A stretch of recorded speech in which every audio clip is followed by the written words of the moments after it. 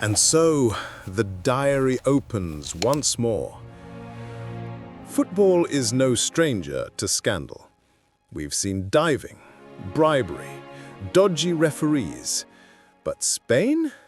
You decided to give us a soap opera with subtitles.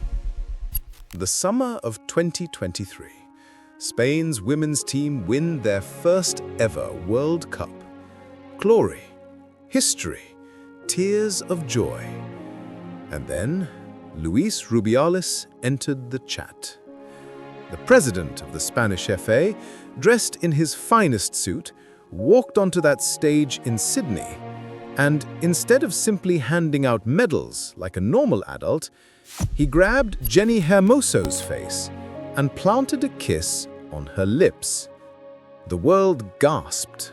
Hermoso looked uncomfortable, and Rubiales, well, he looked very pleased with himself. Most men would have apologized, said, heat of the moment, my mistake, sorry.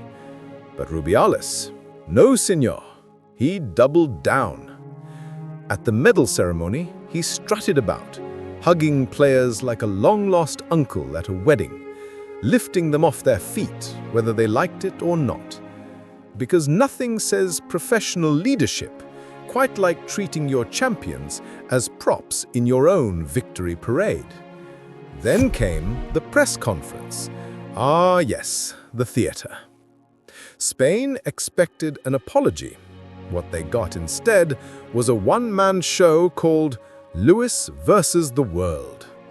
I will not resign. I will not resign. I will not resign. He bellowed it like he was rallying troops before a battle, 5 times, in case anyone missed it. Meanwhile, Jenny Hermoso quietly said the obvious. I did not consent. But Rubiales' defenders went wild. Some called it affection, others a family gesture. Because yes, apparently, kissing your players on the lips is just good workplace bonding. The Spanish players were not buying it. Within days, 81 of them signed a letter saying they wouldn't play again until Rubiales was gone. Spain had just won the World Cup, and the team basically went on strike against their own federation. But wait, this saga had more twists. Rubiales' own mother locked herself in a church, claiming she was on hunger strike until her son was cleared.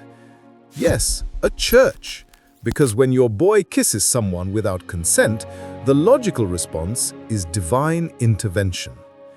The coach, Jorge Vilda, already unpopular for years of mistreatment, tried to stand by Rubiales, but soon he was gone too, sacked, after the players demanded change. Spain's golden moment had turned into a hostage crisis of egos. Then FIFA stepped in. Suspension, investigations. The international embarrassment was complete. Rubiales eventually resigned in September, but not out of shame. No, he insisted it was for the good of the game. As if the man who kissed a player and hijacked her moment was suddenly football's savior. Now, the aftermath. Spain still won Nations League. Players got some reforms, but the scars remain. The women's greatest victory was overshadowed by one man's refusal to act like an adult. Spain wrote history on the pitch. Rubiales wrote farce off it. And to this day, when people talk about that World Cup, they don't just mention the goals, the glory, or the gold medals. They say, oh, wasn't that the one with the kiss?